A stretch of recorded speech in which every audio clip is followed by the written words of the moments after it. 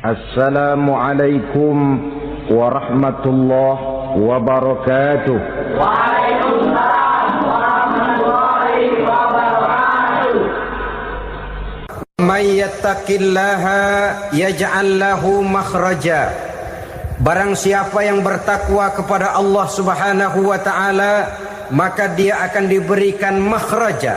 Makhraja itu jalan keluar dari segala macam kesulitan. Jalan keluarnya ada saja. Menurut ukuran kemampuan dia tidak mungkin, mustahil, tidak bisa, mana mungkin. Tapi pada waktunya ada saja jalan keluarnya.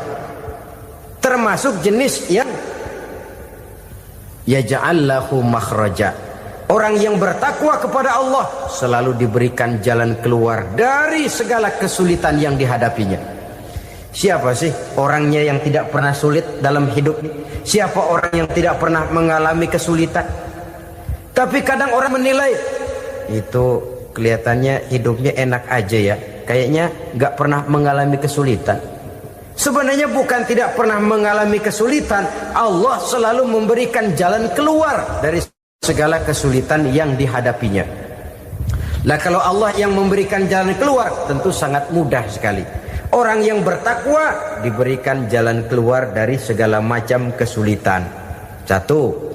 Yang kedua, wa yarzuqhu min haitsu la yahtasib.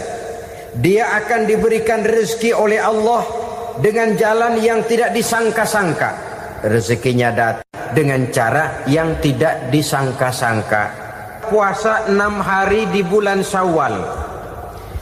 Diriwayatkan oleh Imam Muslim dari Abi Ayyub bahwa Nabi bersabda, "Man shoma Ramadhana summa atba'ahu sittan min Syawal kana kasyamid dahri." Barang siapa yang berpuasa di bulan Ramadan kemudian diikutinya dengan 6 hari di bulan Syawal, maka dia seolah-olah seperti orang yang berpuasa 1 abad lamanya. Allahu Akbar. Demikian besar keuntungannya.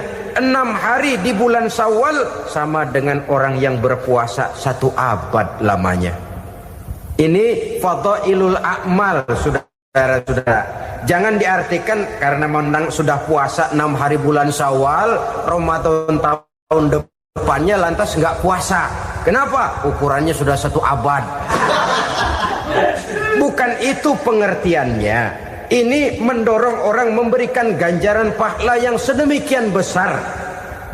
6 hari setelah Ramadan, artinya di bulan Syawal. Tidak pada hari pertama Syawal karena haram hukumnya berpuasa pada hari fitri itu. 6 hari di bulan Syawal. Tinggal lihat yang mampunya saja. Boleh berurutan, boleh tidak berselang-seling, boleh, asal saja jumlahnya 6 hari selama masih bulan Syawal itu. Hari ini 3 hari lagi, 4 hari lagi, diselang-seling atau berurutan, itu juga lebih baik. Puasa sunnah 6 hari daripada bulan Syawal. Kemudian yang kelima, puasa sunnah 3 hari pada setiap bulan. 3 hari pada setiap bulan. Diriwayatkan oleh Imam Bukhari dan Muslim dari Abi Hurairah. Abi Hurairah bercerita, "Ausani khalili sallallahu alaihi wasallam bisalasin." Kekasih saya Rasulullah berwasiat kepada saya, memesankan benar-benar kepada saya untuk melaksanakan 3 amalan yang terpuji. Pertama, siyamu salasati ayyamin min kulli syahrin. Puasa 3 hari dalam setiap bulan. Ini wasiat yang pertama. 3 hari pada setiap bulan. Tidak peduli bulan apa saja. Dalam artian ya bulan menurut perhitungan Islam ya. Muharram, Safar, Rabiul Awal, Rabiul Tsani, Jumadal Ula, Jumadil Akhir, Rajab, Sya'ban, Ramadan, Syawal, Zulqa'dah, Zulhijjah dan selanjutnya. 3 hari pada setiap bulan. Tanggalnya tanggal berapa saja. Lebih utama pada yang disebut Yaumul Bid, yaitu hari-hari di mana bulan menunjukkan purnama.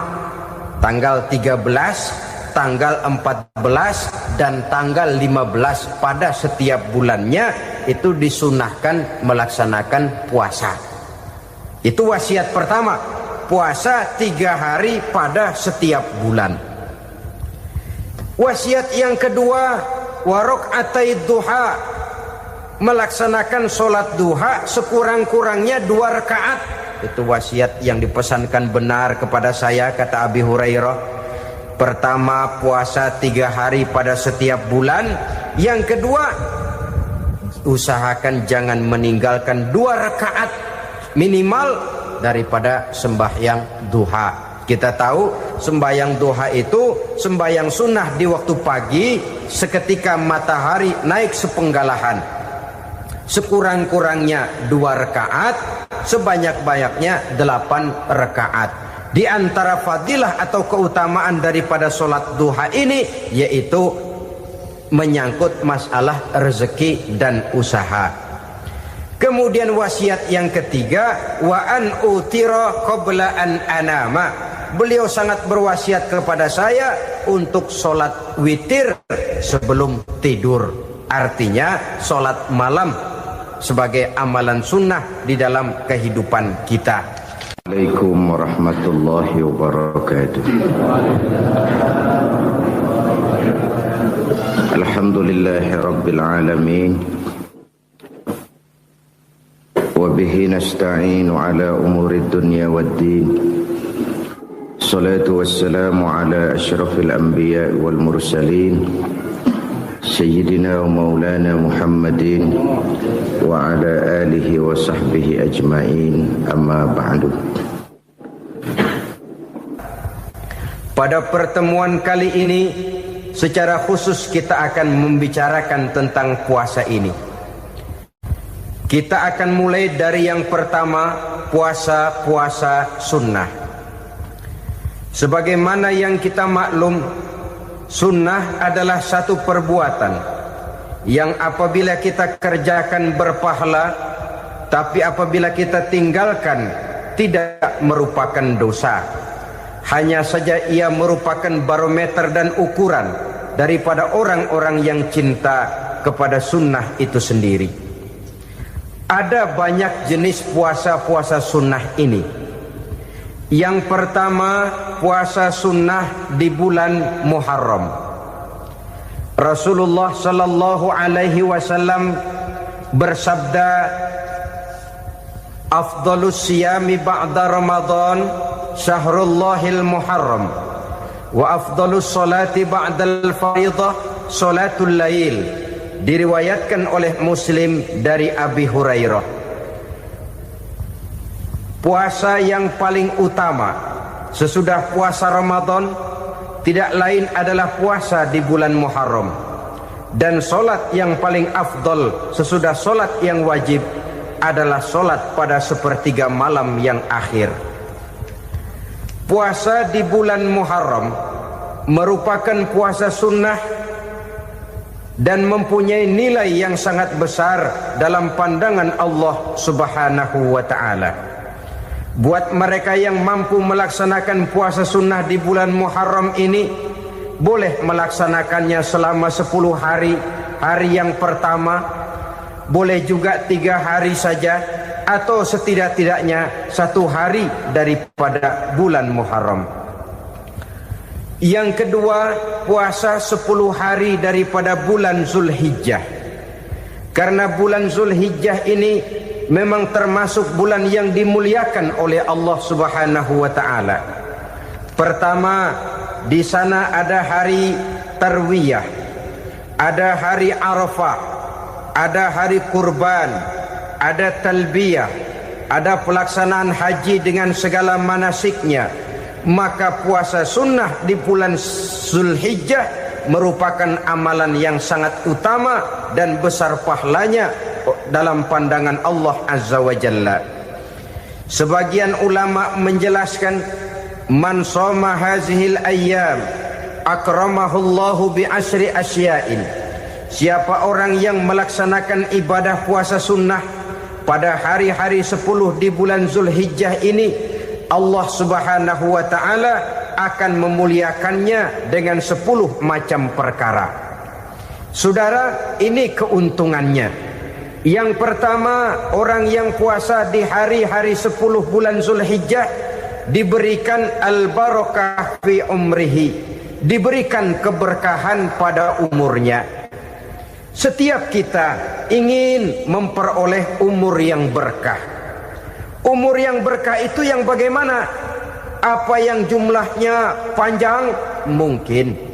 Tetapi yang jelas umur yang berkah ini adalah umur yang bisa dipertanggungjawabkan di hadapan Allah Subhanahu wa taala.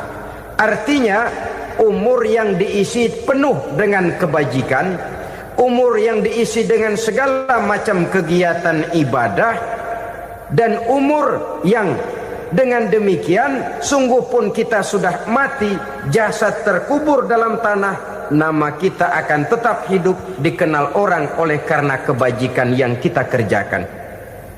Saya kira akan lebih merupakan azab ketimbang nikmat kalau orang diberikan umur panjang tapi hanya untuk menumpuk-numpuk dosa saja. Kan lebih baik mana? Umur pendek banyak pahala, umur panjang banyak dosa. Lebih baik mana? Saya yakin yang paling baik tentu umur panjang banyak pahala. Paling sial umur pendek dosa melulu.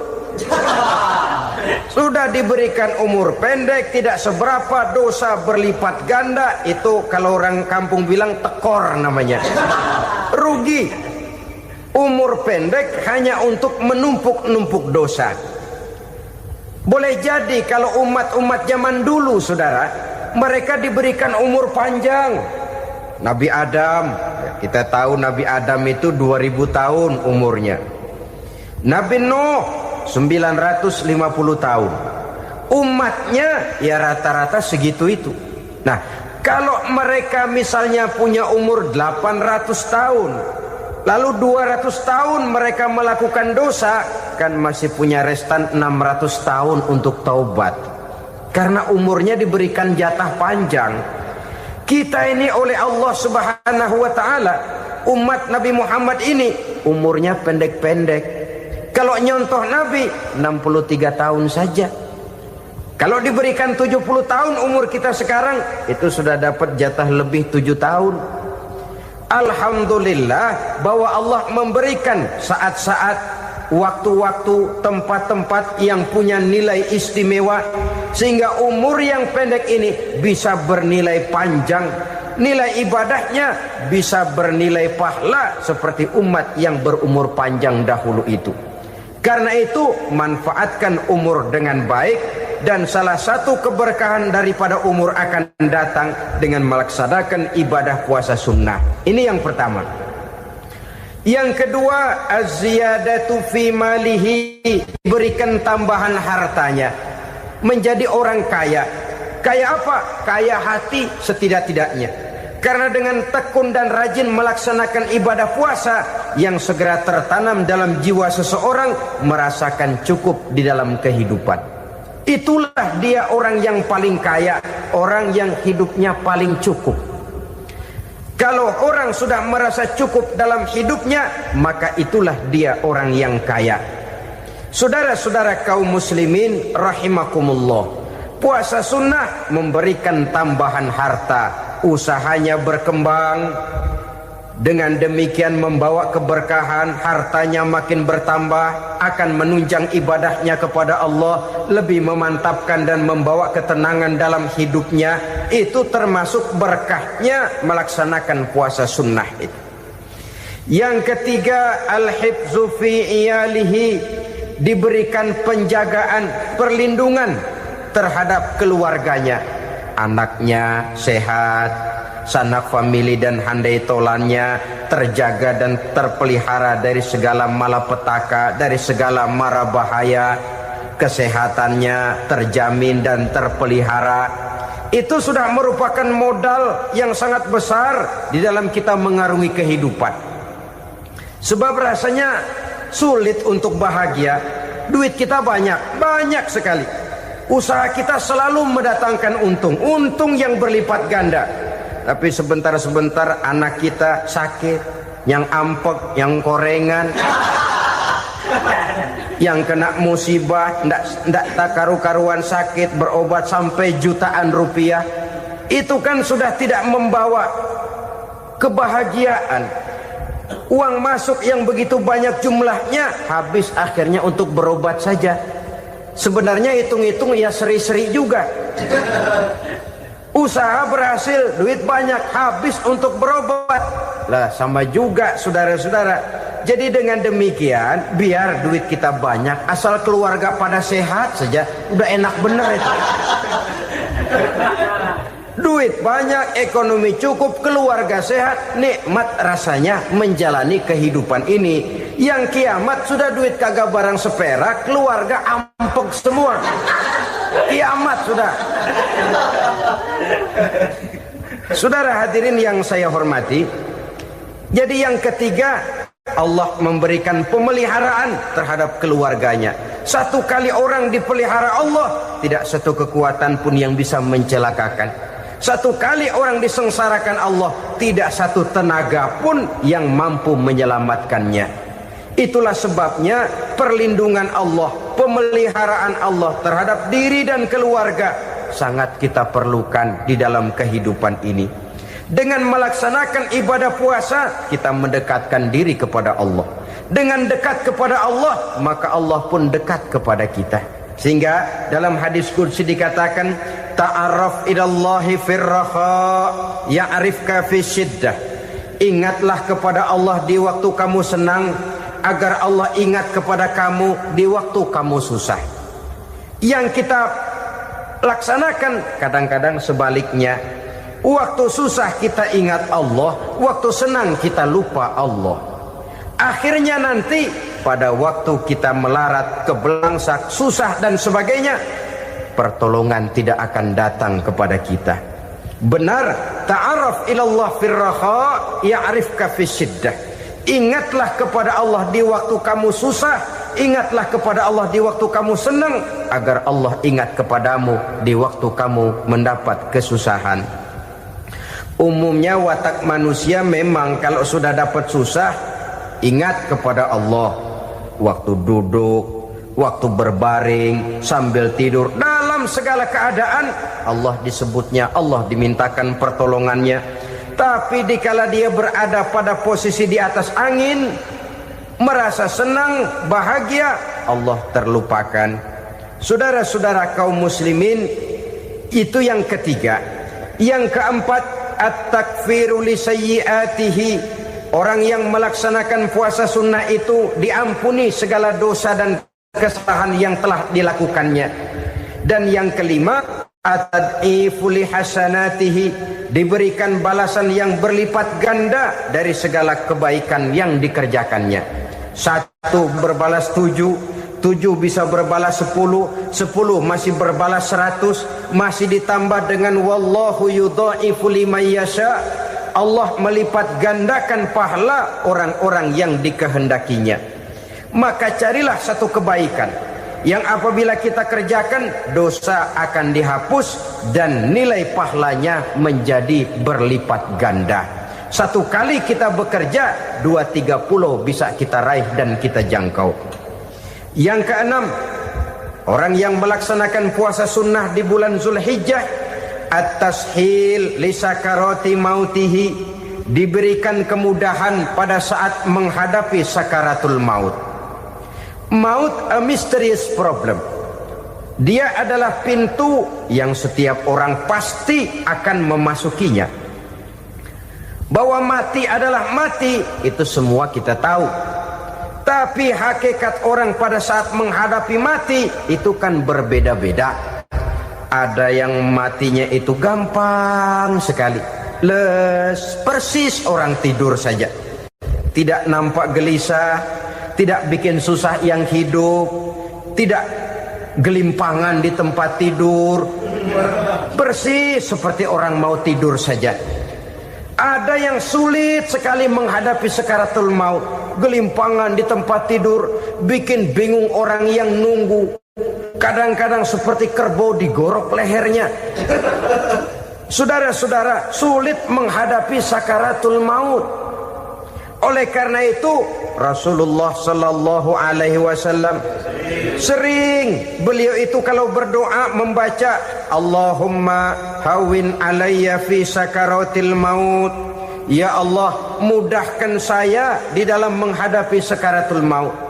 Rasulullah saja, saudara, orang yang ibadahnya paling banyak, orang yang hatinya paling bersih, orang yang akhlaknya paling luhur, masih berdoa semacam ini.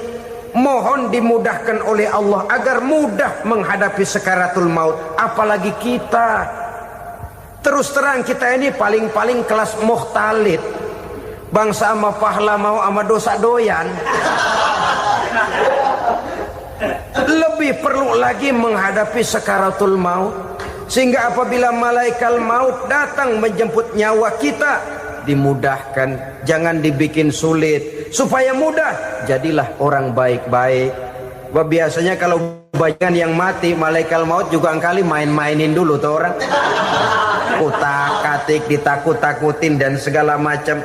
Saudara hadirin yang saya hormati, maka menghadapi sakaratul maut ini merupakan kunci. Apakah seseorang bisa husnul khatimah atau bisa su'ul khatimah? Salah satu jalan untuk memudahkan diri menghadapi sakaratul maut, melaksanakan puasa sunnah di bulan Zulhijjah ini. Yang ketujuh, ad-diya'u li zulumati qabrihi, diberikan terang di alam kuburnya. Kubur, saudara tahu, saudara tentu sering lihat orang dimasukkan ke liang lahat, ditutup dengan papan, dinding ari kata kita di kampung, lalu diuruk lagi dengan tanah.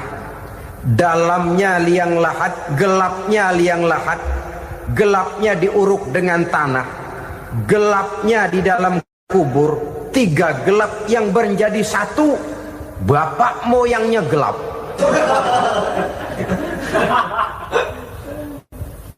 Puasa sunnah ini merupakan terang di alam kubur kita nanti.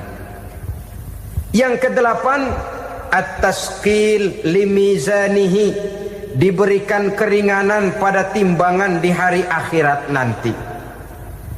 Bahwa setelah dibangkitkan dari kubur, setiap kita akan menghadapi perhitungan, akan ditimbang segala macam kebaikan dan segala macam kejahatan yang pernah kita lakukan di dalam kehidupan. Orang yang melaksanakan ibadah puasa sunnah, at-tasqilu limizanihi, diberikan keringanan timbangan hari akhiratnya nanti. Yang kesembilan, an-najah minal bala, diberikan keselamatan dari segala macam bencana. Dan yang ke-10, as-su'ud ala darajatihi, diberikan ketinggian, naik derajatnya, derajat di dunia, lebih-lebih lagi derajat di akhirat nanti. Ini keutamaan yang diberikan Allah Subhanahu wa ta'ala kepada mereka yang melaksanakan ibadah puasa 10 hari di bulan Zulhijjah menurut penjelasan sebagian dari para ulama kita. Jadi setelah puasa Muharram ada lagi puasa Zulhijjah. Kemudian puasa sunnah yang ketiga, puasa sunnah pada hari Senin dan hari Kamis. Apa sumber hukumnya? Diriwayatkan oleh Imam Muslim dari Abi Qatadah, Rasulullah sallallahu alaihi wasallam ditanya tentang puasa pada hari Senin. Kenapa Rasul melakukan itu? Beliau menjawab, zalika yaumu wulidtu fihi wa yaumu bu'istu au unzila alayya fihi. Hari Senin itu adalah hari di mana aku dilahirkan dan hari di mana aku dibangkitkan.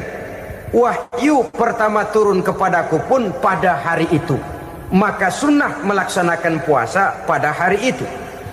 Adapun hari Kamis, ada hadis yang diriwayatkan oleh Imam Turmuzi dari Abi Hurairah, Nabi bersabda, tu'radul a'malu yaumul isnaini wal khamisi fa uhibbu ay yu'radu amali wa ana shaim. Disetor amal setiap manusia pada hari Senin dan pada hari Kamis. Maka aku ingin, kata Nabi, agar pada saat amalku disetor itu aku sedang puasa. Jadi malaikat itu menurut riwayat ini mencatat dan menyetorkan catatan amalan seseorang pada hari Senin, hari Kamis. Tiap hari Senin amalan kita disetor oleh malaikat. Catatan terakhir tentu yang sedang kita kerjakan, sehingga yang masuk daftar, saya tinggalkan orang ini, dia sedang puasa, karena naik catatan amalnya pada hari Senin. Kamis diangkat lagi, catatan paling akhir, saya tinggalkan orang ini, dia sedang puasa. Itu makna fa uhibbu ayyurada amali wa ana shaim. Aku senang kalau pada saat amalku disetor, catatan paling akhir aku lagi puasa. Satu keistimewaan. Alangkah celaka tiap amalan disetor kita sedang berbuat jahat. Senin, Kemis, teler, mabok, judi. Tiap amalan disetor, catatan akhirnya saya tinggalkan si fulan lagi teler. Laporan Senin. Kemis laporan lagi, saya tinggalkan si fulan lagi mirip kartu. Saudara hadirin yang saya muliakan, alangkah jeleknya catatan kita. Oleh karena itu sunnah puasa pada hari Senin dan hari Kamis. Ini amalan sunnah, saudara-saudara. Dan oleh karena ini amalan sunnah, sebagian ulama memberikan penjelasan, walaupun lupa niat, kalau sudah malam itu lupa niat, boleh niatnya sudah siang puasa sunnah ini, dengan catatan dari pagi belum makan apa-apa. Malam saudara lupa, tahu-tahu ingat ini hari Senin, dah jam 10, niatlah jam 10 itu, sah puasanya asal dari pagi belum makan apa-apa. Tapi kalau sudah dapat 2 piring baru niat jam 10, itu lain, ngojek namanya. Jadi puasa sunnah yang ketiga, puasa pada hari Senin dan hari Kamis. Yang keempat, puasa jenis sunnah yang keempat, puasa 6 hari di bulan Syawal. Diriwayatkan oleh Imam Muslim dari Abi Ayyub bahwa Nabi bersabda, "Man shoma Ramadhana summa atba'ahu sittan min Syawal kana kasyamid dahri." Barang siapa yang berpuasa di bulan Ramadan kemudian diikutinya dengan 6 hari di bulan Syawal, maka dia seolah-olah seperti orang yang berpuasa 1 abad lamanya. Allahu Akbar. Demikian besar keuntungannya. 6 hari di bulan Syawal sama dengan orang yang berpuasa 1 abad lamanya. Ini fadailul a'mal, saudara-saudara. Jangan diartikan karena menang sudah puasa 6 hari bulan Syawal, Ramadan tahun depannya lantas nggak puasa. Kenapa? Ukurannya sudah 1 abad. Bukan itu pengertiannya. Ini mendorong orang memberikan ganjaran pahala yang sedemikian besar. 6 hari setelah Ramadan, artinya di bulan Syawal. Tidak pada hari pertama Syawal, karena haram hukumnya berpuasa pada hari fitri itu. 6 hari di bulan Syawal. Tinggal lihat yang mampunya saja. Boleh berurutan, boleh tidak berselang-seling, boleh. Asal saja jumlahnya 6 hari selama masih bulan Syawal itu. Hari ini 3 hari lagi, 4 hari lagi, diselang-seling atau berurutan, itu juga lebih baik. Puasa sunnah 6 hari daripada bulan Syawal. Kemudian yang kelima, puasa sunnah 3 hari pada setiap bulan. 3 hari pada setiap bulan. Diriwayatkan oleh Imam Bukhari dan Muslim dari Abi Hurairah. Abi Hurairah bercerita, "Ausani khalili sallallahu alaihi wasallam bisalasin." Kekasih saya Rasulullah berwasiat kepada saya, memesankan benar-benar kepada saya untuk melaksanakan 3 amalan yang terpuji. Pertama, siyamu salasati ayyamin min kulli syahrin. Puasa 3 hari dalam setiap bulan. Ini wasiat yang pertama. 3 hari pada setiap bulan. Tidak peduli bulan apa saja. Dalam artian ya bulan menurut perhitungan Islam ya. Muharram, Safar, Rabiul Awal, Rabiul Tsani, Jumadal Ula, Jumadil Akhir, Rajab, Sya'ban, Ramadan, Syawal, Zulqa'dah, Zulhijjah dan selanjutnya. 3 hari pada setiap bulan. Tanggalnya tanggal berapa saja. Lebih utama pada yang disebut Yaumul Bid, yaitu hari-hari di mana bulan menunjukkan purnama. Tanggal 13, tanggal 14 dan tanggal 15 pada setiap bulannya itu disunahkan melaksanakan puasa. Itu wasiat pertama, puasa 3 hari pada setiap bulan. Wasiat yang kedua, waraqatai duha, melaksanakan sholat duha sekurang-kurangnya 2 rakaat. Itu wasiat yang dipesankan benar kepada saya, kata Abi Hurairah. Pertama, puasa 3 hari pada setiap bulan.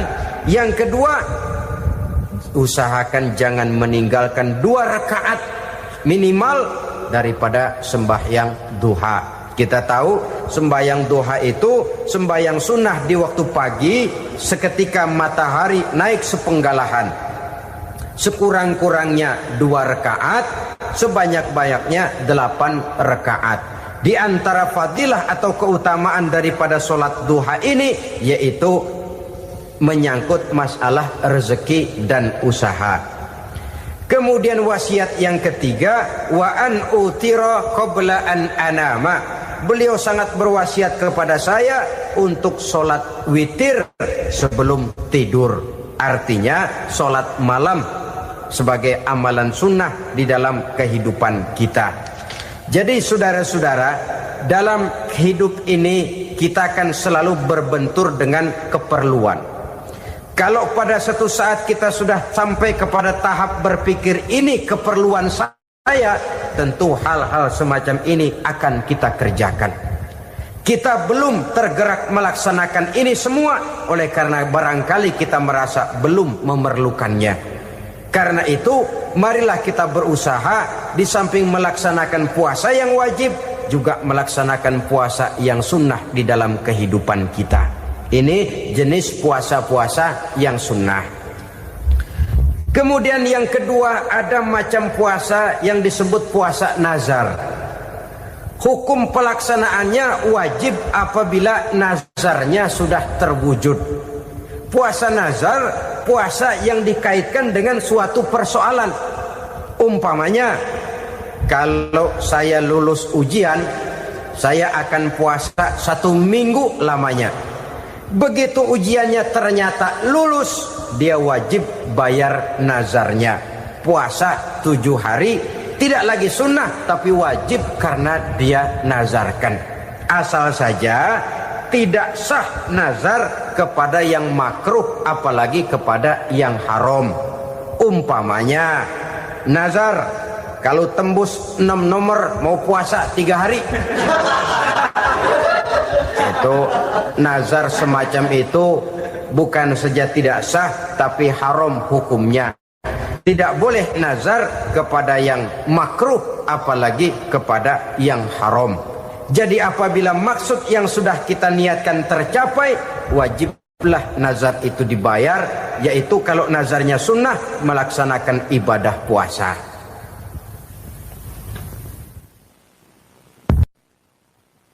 Saudara-saudara kaum muslimin rahimakumullah. Jenis puasa yang ketiga kita kenal dengan puasa wajib. Dan ini kita laksanakan pada bulan suci Ramadan. Tentang teknis pelaksanaan ibadah puasa di bulan Ramadan sudah pernah saya bicarakan pada pertemuan tentang Ramadan dan Idul Fitri. Pada kesempatan ini saya hanya ingin mengajak bahwa di dalam melaksanakan ibadah puasa Ramadan ini, marilah kita mengadakan evaluasi. Kenapa demikian? Barangkali secara jujur, walaupun agak berat, saya masih harus berkata, masih banyak di antara kita umat Islam yang di dalam melaksanakan suatu ibadah terjebak dalam rutinitas ritual. Apa itu rutinitas ritual? Itu bahasa susah. Berhubung saya tidak ingin bicara yang susah-susah, kita bicara yang mudah-mudah saja. Maksud saya, banyak di antara kita umat Islam yang di dalam melaksanakan suatu ibadah itu hanya dengan prinsip asal sekadar gugur kewajiban saja. Akibatnya, sampai sejauh mana ibadah itu berhasil membentuk kepribadian diri kita, kita jarang mengadakan evaluasi dan penilaian. Solat yang penting gugur kewajiban. Puasa yang penting sudah gugur kewajiban. Haji yang penting sudah gugur kewajiban. Maka jangan heran kalau itu yang jadi prinsip, ibadah lantas tidak punya dampak dalam membentuk kepribadian diri. Banyak orang yang rajin sholat tapi munkarnya jalan terus. Sampai kadang-kadang kita bingung, yang sembahyang dia, yang nyolong dia. Puasanya kelihatannya tekun tapi tidak punya kepekaan sosial. Sama yatim piatu bersifat masa bodoh, sama fakir miskin malah gemes. Tidak lantas tumbuh kepekaan sosial walaupun dia sudah ikut merasakan tidak enaknya lapar dan haus. Ada juga yang sudah haji 4-5 kali mondar-mandir Jakarta Mekah, tapi gaya hidupnya tetap seperti katak di kolong tempurung, picik, sempit pandangan, dangkal hati, tidak terbuka walaupun sudah melihat Islam dalam skala internasional. Yang dia lihat, yang dia saksikan, yang dia pandang tidak sanggup menggugah dan mengubah jiwanya, tidak bisa mewarnai pandangan hidupnya. Inilah akibatnya kalau ibadah hanya dikerjakan dengan prinsip asal sekadar gugur kewajiban. Hasilnya yaitu tadi, hajinya cuma menang topi putih sama serban. Sholatnya cuma prinsip asal gugur kewajiban. Begitu juga puasanya, begitu juga zakatnya dan ibadah-ibadah lainnya. Bukan tanpa satu maksud. Jikalau Allah Subhanahu wa taala memerintahkan kita melaksanakan ibadah puasa di bulan suci Ramadan, bahkan maksud itu sangat pada penghujung ayat yang memerintahkan kita puasa. Ya ayyuhalladzina amanu kutiba alaikumus syiyam kama kutiba alal ladzina min qablikum la'allakum tattaqun. Orang yang beriman diwajibkan atas kamu berpuasa, telah diwajibkan juga kepada orang-orang yang sebelum kamu, la'allakum tattaqun, agar kamu dengan puasa itu menjadi manusia yang bertakwa kepada Allah Subhanahu wa taala. Dengan kata lain, berhasil atau tidak puasa Ramadan kita ini akan nampak takwa kita meningkat atau tidak setelah kita melaksanakan ibadah puasa.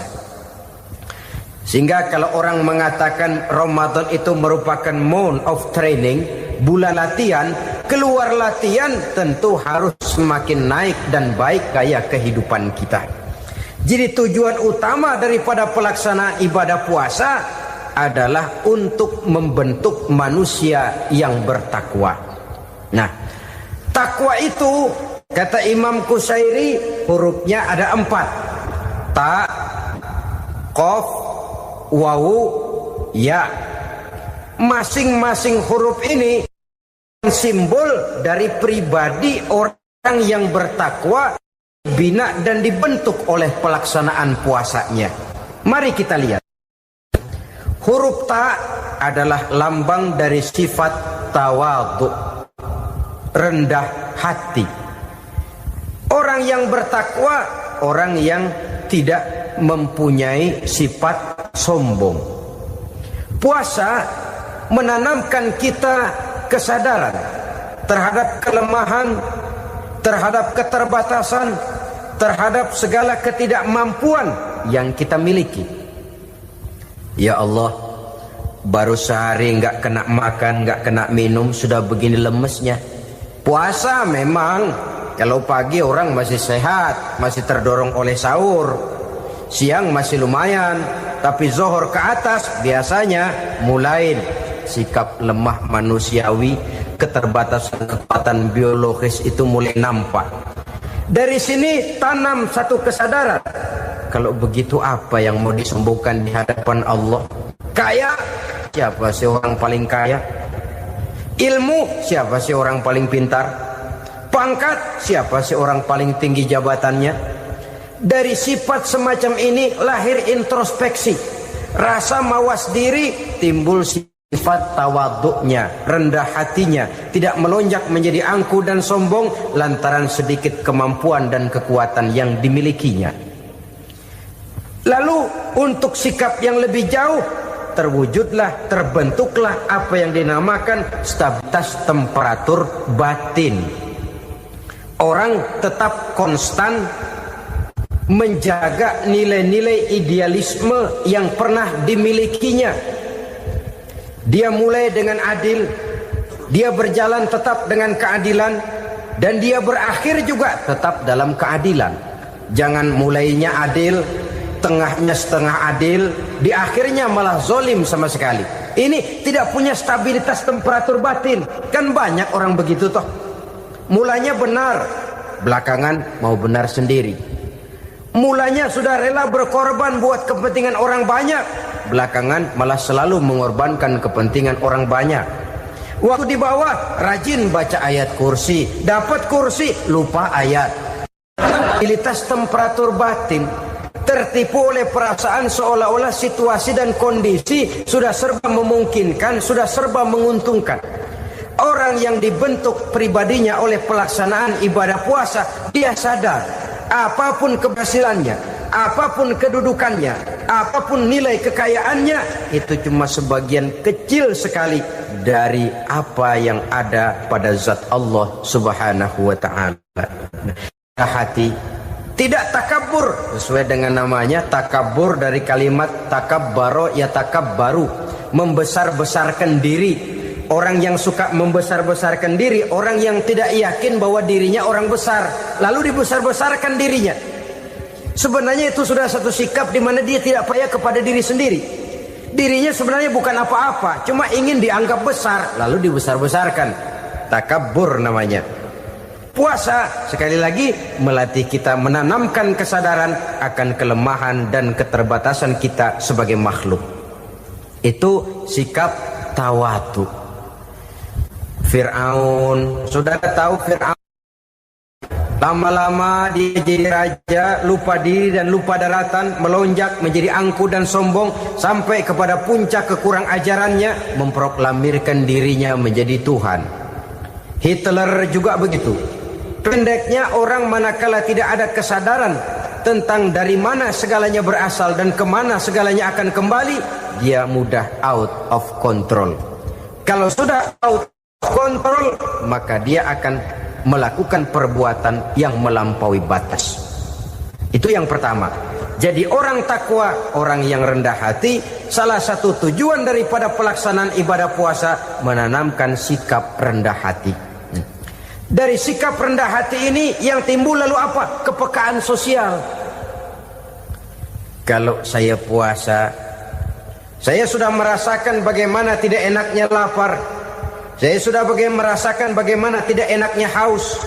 Tapi bagaimanapun, saya lapar cuma sebentar, saya haus cuma sebentar. Selesai maghrib, lapar saya hilang, haus saya hilang.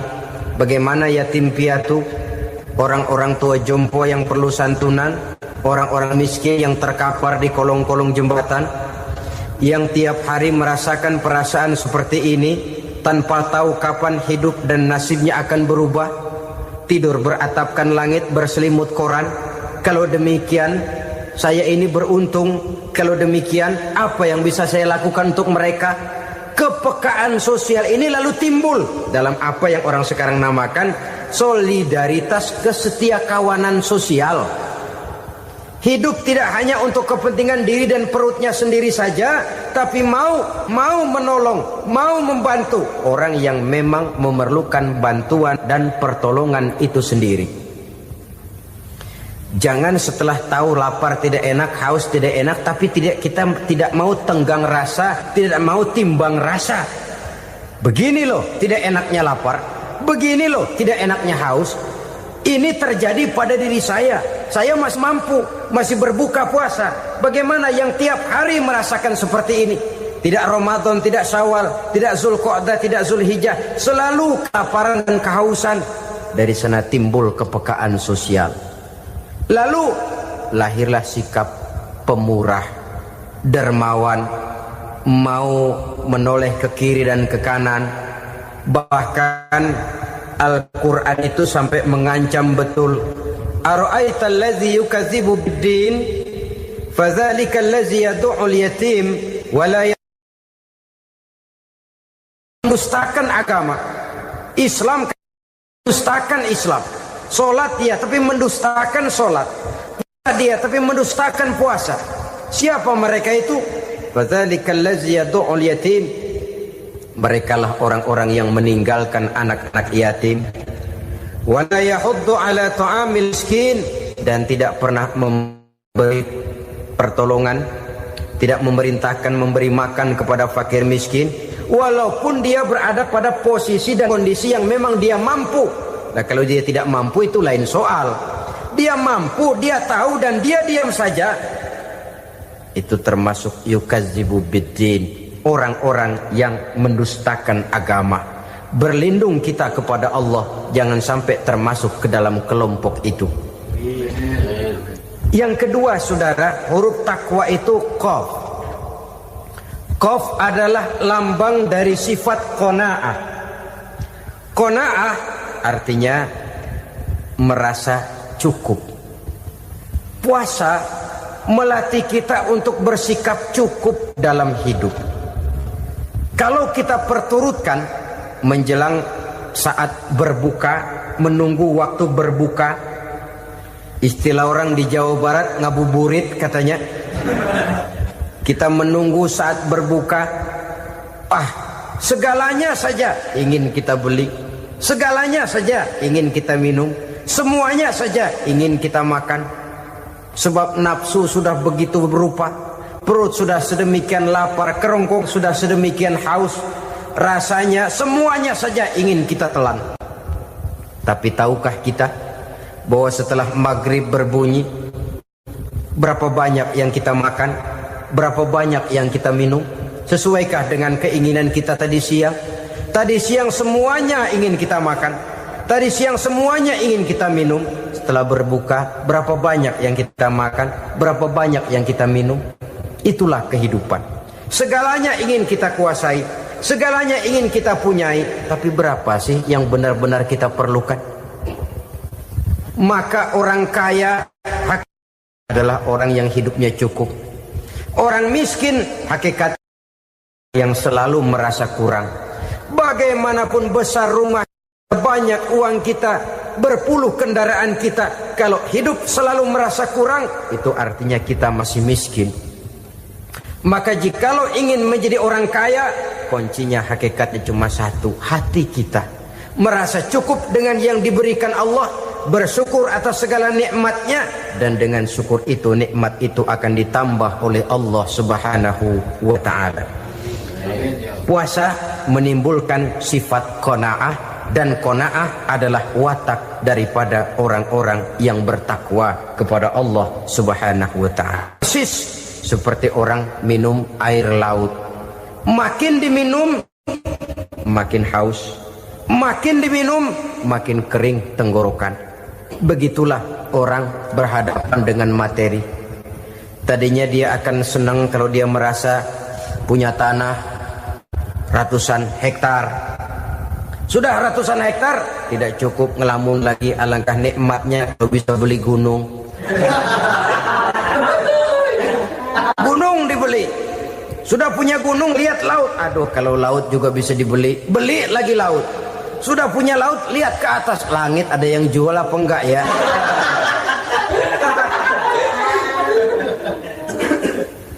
Seperti orang berhadapan dengan air laut yang makin diminum makin membuat kita haus dan makin kering tenggorokan ini. Maka itu harus dihentikan. Sikap untuk menghentikan itu tidak lain adalah dengan sifat qanaah itu tadi. Merasa cukup dengan apa yang diberikan Allah, mensyukuri nikmatnya. Itu yang kedua. Yang ketiga, pada kalimat takwa ada huruf wawu. Wawu adalah simbol dari sifat wara dengan ain. Wara, orang yang terpelihara dirinya baik dari yang syubhat, lebih-lebih dari yang haram. Syubhat, saudara tahu, barang yang remeng-remeng. Tapi sungguh pun remeng-remeng, kira-kira prosentasenya 70-30. 70% haram, 30% kemungkinan halalnya. Maka yang syubhat lebih baik dijauhi daripada diambil. Orang yang punya kepribadian wara, dirinya terpelihara, jangankan dari yang haram, dari yang syubhat saja dia sanggup menjaga dan memelihara dirinya. Oleh karena itu saya heran, kalau orang di bulan Ramadan dia sanggup menjaga diri di waktu siang dari jenis makanan yang halal, dari jenis minuman yang haram. Ada tahu nganggur di meja siang, enggak dia makan. Ada air teh nganggur di meja siang, enggak dia makan. Padahal itu jenis makanan dan minuman yang halal. Tapi ketika datang maghrib, dia berbuka dengan makanan yang dibeli dari uang yang dihasilkan dengan cara yang haram. Bukankah itu sesuatu yang terbalik? Bukankah dengan demikian sudah tidak lagi menimbulkan sikap yang bisa memelihara dan menjaga kepribadian diri? Orang yang membiasakan diri terpelihara dari yang syubhat apalagi yang haram, maka baik yang dipakainya, yang diminumnya, yang dimakannya terdirilah dari barang-barang yang baik yang dihalalkan oleh agama. Wara. Kemudian yang keempat, pada huruf kalimat takwa ada huruf yakin. Huruf ya, simbol dari sifat yakin. Orang yang puasa dibentuk kepribadiannya mempunyai satu keyakinan yang tangguh. Dan keyakinan adalah ciri daripada orang yang takwa. Kita lihat, yang dipanggil melaksanakan ibadah puasa ini kan iman. Karena memang sulit untuk melaksanakan puasa kalau tidak iman yang jadi dasar. Setidaknya seperti sudah pernah saya sampaikan, ibadah puasa ini memang sulit terkena penyakit show. Kalau kita sholat barangkali terangsang karena kelihatan orang lain. Kalau kita pergi haji mungkin jadi sugesti karena orang banyak tahu. Kalau kita bayar kita jadi terangsang karena banyak orang lihat. Tapi kalau sudah puasa, puasa itu kan yang tahu cuma kita dan Allah saja. Ya, kita sholat, orang lain lihat, kita jadi rada semangat. Kita pergi haji, orang lain banyak ngantar, kita semangat. Kita bayar zakat, orang lain banyak saksikan, kita bersemangat. Tapi kita puasa, siapa yang mau nyaksiin kita puasa? Siapa yang mau memuji kita puasa? Siapa yang mau menyanjung kita puasa? Itu cuma urusan kita dan Allah. Oleh karenanya, dasar daripada pelaksanaan ibadah yang harus mencegah tenggorokan segalanya jadi nikmatan. Tidak ada kerja yang lebih indah selain kerja yang didasarkan kepada satu keyakinan bahwa yang kita kerjakan itu adalah sesuatu yang benar. Dalam hal ini sesuatu yang diperintahkan oleh Allah Subhanahu wa taala kepada kita. Saudara-saudara kaum muslimin rahimakumullah. Demikianlah titik evaluasi kita. Jangan berpuasa hanya dengan prinsip asal sekadar menggugurkan kewajiban saja, yang akan berakibat Ramadan tahun ini berakhir begitu, Ramadan terjebak menjalani rutinitas ritualnya saja. Bahkan kadang-kadang yang nyata betul, Nabi menganjurkan tingkatkan ibadah pada 10 hari yang akhir di bulan Ramadan. Tanggal 20 sampai akhir Ramadan. Yang kita praktekkan malah kegiatan ibadah kita justru menurun pada 20 Ramadan yang akhir. Coba lihat 20 Ramadan ke atas. Itu pasukan tarawih paling kelas 60-70 tahun ke atas. Kemana yang lain sudah berpikir menghadapi lebaran, berpikir pulang mudik, berpikir macam-macam. Akibatnya konsentrasi ibadah lalu buyar. Dianjurkan Rasul tingkatkan ibadah pada 10 hari yang terakhir. Kita malah makin ke akhir makin lancip.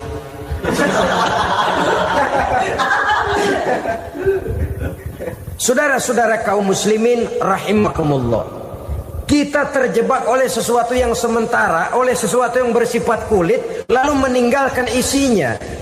Padahal jikalau kita tidak mengisi Ramadan dengan kegiatan ibadah, berarti kita tidak keluar dari Ramadan dengan jiwa yang baru, yang sudah ditempa oleh pengalaman ibadah di bulan Ramadan.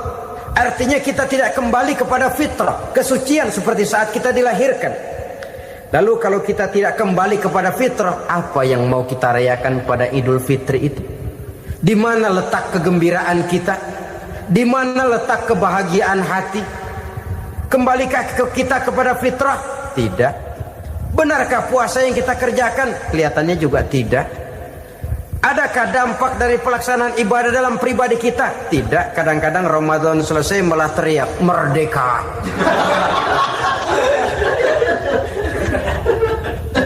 Kalau tadinya Ramadan dia merasa terhalang, mau keluar siang, mau makan siang, bulan puasa, mau minum siang, bulan puasa, mau gandengan, bulan puasa. Ramadan selesai, kibarin bendera, teriak merdeka. Lalu kembali merajalela. Saudara-saudara, dampaknya tidak akan kelihatan. Padahal puasa yang baik, la'allakum tattaqun, membentuk manusia yang bertakwa kepada Allah Azza wa Jalla. Nah, sekarang apa kemudahan dan keistimewaan yang akan diberikan Allah kepada mereka yang sampai kepada tingkat takwa ini? Al-Quran menjelaskan, pertama, may yattaqillaha yaj'al lahu makhraja.